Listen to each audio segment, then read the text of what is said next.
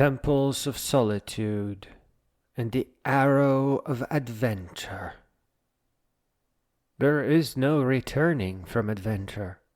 The arrow of time points in one direction. Might as well be trying to become young again, or unmixing a sweet cup of vanilla tea. Not only do you have to go forward, never fear, never retreat, and never surrender, but also you have to go up, or grow up, and all the way up, all the way until you become a great being. Go back and unpack your gear again. Tonight you feast on a little bit of ice cream. You can have as much beef jerky as there is in a cow or two. A nice potato with a tiny drop of something tasty and a beautiful little, almost perfectly dry and crunchy jalapeno.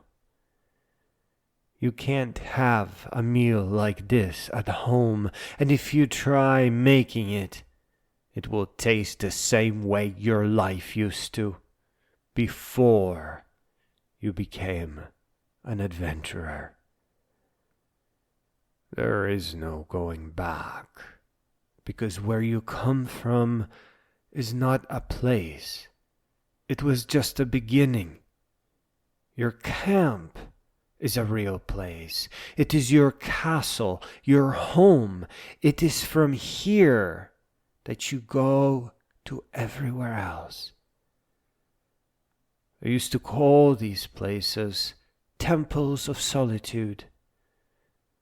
My best one was the first, by two large trees on a very distant hill.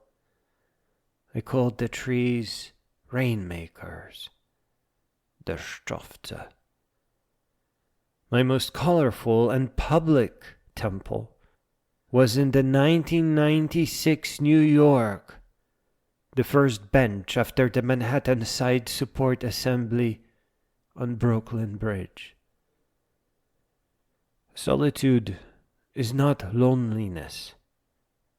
Solitude is clarity.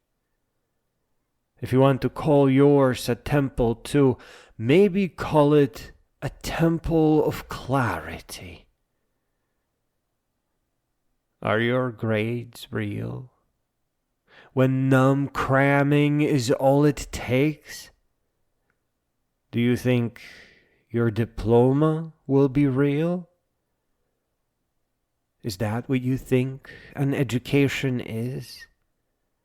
A little bit of paperwork and some smiles? Listen, if you stay in the rat race, or worse yet, find some weird way to go back, none of these questions will exist or even matter to you, and you will slip into old age. The decades will pass so quickly, and there will be nothing that you can do to stop them. Adventure is not a burden that you get away from. It is your right.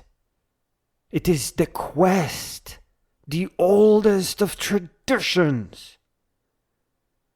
A quest for knowledge and understanding, wisdom, truth, and the resulting greatness.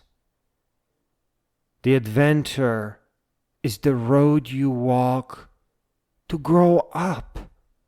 You build what comes with who you are. If you stay in the beginning, there will be no growing up, just aging. Rather than going back home, go to the library and get more narrated books. Make room by your fire for adventure books, for philosophy books, and science popularizers even. Inherit their culture, their wisdom and knowledge, and rise, rise, grow all the way up until you become a great being.